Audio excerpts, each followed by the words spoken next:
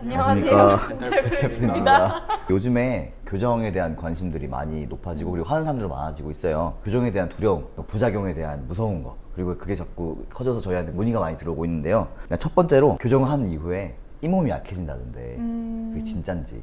이게 괴담이니까 더 극적으로 표현하시잖아요. 이거 숭숭 뚫렸다 막 이런 얘기도 하시고, 치아 교정을 하면 일단 삐뚤빼뚤해져 있는 치아를 피게 되잖아요. 피고 나면 잇몸 치아 사이에 원래 뼈가 없었던 부분이 배열되고 나면 그 공간이 보이는 경우도 있고, 교정하는 동안에 양치가 좀 잘 안 되는 경우나 이런 경우에 잇몸이 조금 내려가서 치아 사이에 까만 세모가 보이는 경우가 있어요. 이것도 사실은 어떻게 보면 교정을 안 했을 때 치아가 삐뚤빼뚤하고 양치가 안 되는 상태로 뒀을 때 2, 3년이 지났을 때 똑같이 안 좋아질 수도 있는 거거든요. 교정을 한다고 해서 이가 막 약해진다, 뭐 이가 빠질 것처럼 됐다 이런 건 사실 좀 드물고요.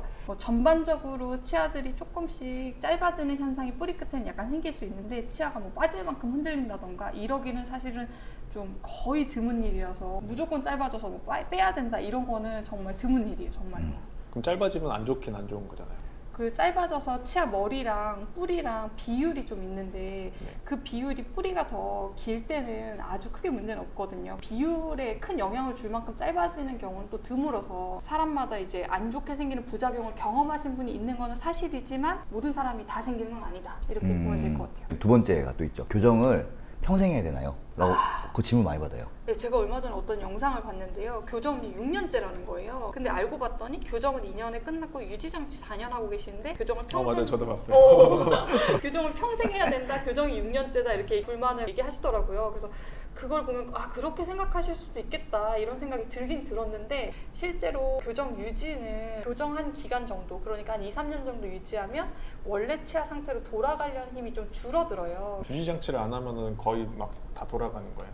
그때는 확실히 유지장치를 두 가지 종류, 하나는 부착식으로 안쪽에 붙여놓고 또 하나는 꼈다 뺐다 하는 거 두 가지를 무조건 하셔야 되는데, 그 시간이 좀 크리티컬한 시간이죠. 그 시간이 지나고 나서는 이제 일반 사람들이랑 좀 비슷해져서 장치를 안 하셨을 때 틀어지는 정도가 아주 약하게 하거든요. 교정을 하시건 안 하시건 나이가 들수록 앞니가 틀어졌다, 나는 원래 골았는데 틀어졌다고 오시는 분들이 정말 많아요. 교정이랑 상관없이도 이는 조금 잇몸이 안 좋았을 때 흔들흔들하거나 조금 삐뚤어지거나 이런 일이 생길 수 있고, 두 번째로는 치아는 평생에 걸쳐 앞으로 가고 있잖아요. 이거 다들 되게 신기하시는데, 근심이동 경향 뭐 이렇게 다 알고 있는데, 일반적으로는 이게 되게 낯선 거예요. 그래서 임플란트 앞에 공간이 생겨버리기도 해요. 치아가 앞으로 다 가니까. 또 하나는 미세한 성장이 30대에도 약간씩 있거든요. 그래서 그런 성장 때문에 조금 골격 변화가 있으면서 좀 틀어지는 힘을 받을 수도 있어서, 이거는 교정을 하시건 안 하시건 미세한 변화도 싫으신 분들은 유지를 해놓는 거죠.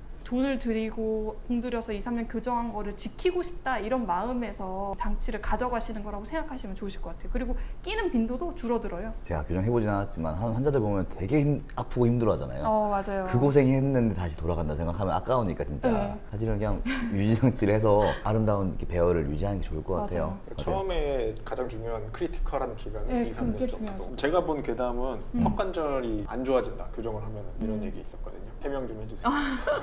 근데 실제로 교정 중에 턱관절 질환을 호소하시는 분들이 있어요. 근데 많죠. 예, 많아요. 근데 교정과 상관없이도 턱관절 질환을 호소하시는 분들이 생각보다 많아요. 교정하다가 어느 순간에도 생길 수가 있는 거예요. 교정을 그러니까 안 했다고 해도. 네, 사실은 이제 저희가 연구를 많이 했어요. 일단 연구의 목적 자체는 교정을 해서 턱관절 있는 사람들을 치료해 보겠다, 이런 취지였거든요. 근데 그런 취지의 연구들도 다 실패했어요. 교정을 한다고 해서 턱관절 질환을 치료할 수도 없었고, 교정을 해서 치아 부정교합을 만든다고 해서 턱관절 질환을 만들어낼 수도 없었어요. 직접적인 예. 인과관계가 없다는 거죠. 인과관계는 찾기가 어려웠는데, 사실은 이게 정말 흔하다고 말씀드렸잖아요. 그러니까 시기상으로는 충분히 겹칠 수 있어요. 기간이 너무 기니까 3년 안에 그 턱관절이 한 번도 안 아프기가 너무 어려운 거예요. 그 전에 네. 얘기하는 사람 6년이라며.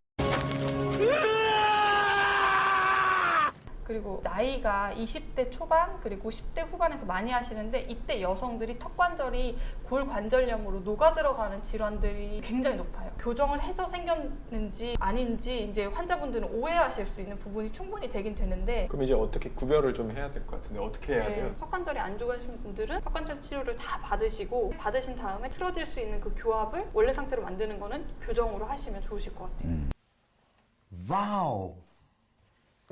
턱관절 장애라는 게 사실 완치 개념은 또 아니니까 맞아요. 이게 구강 내과 네. 분야잖아요. 어떤 협진이 좀 제대로 되면 좋을 것 같아요. 사실 그것도 그런데 환자들은 모르는 상태에서 오잖아요. 치과의사 선생님들도 진료하기 전에 환자들한테 충분하게 시간을 들여가지고 문진을 하고 만약에 그렇죠. 필요한 경우라면은 교정이 들어가기 전에 미리 치료를 같이 병행하거나 맞아요. 미리 치료할 수 있도록 같이 환자들한테 충분한 설명이 되는 게 중요한 것 같아요. 많이 신경 쓰고 있어요. 네, 오늘 괴담들 들어보니까 어쨌든 모든 치과 치료에는 부작용이 다 있는 것 같아요. 맞아요. 그쵸. 근데 이제 득과 실을 좀 따져야 된다고 말씀드리고 있는데 치아 배열이 나란히 배열되면서 청소가 더 잘 되는 효과도 좀 볼 수 있죠. 네, 근데 이제 교정 치료에서 미용적인 목적으로 일단 아무런 부작용이 없을 거라고 생각하고 접근하는 것도 조금 문제가 될 수도 있는 것 같고 본인이 잘 생각하시고 교정 치료 시작하시면 좋으실 것 같아요. 그래서 이제 저희 영상 이제 준비해봤는데 많은 댓글과 후기 주시면 저희가 또 다음 후속 영상 준비해서 교정 관련해서 영상 많이 만들어 볼 거예요. 사실 괴담 더 있는데 다음 편으로 더 네네. 준비를 하도록 하겠습니다. 팁 해두신 게 있어요? 아 그럼요. 그렇죠. 무섭네요. 시간 관계상. 네. 네네네네. 네, 감사합니다. 감사합니다.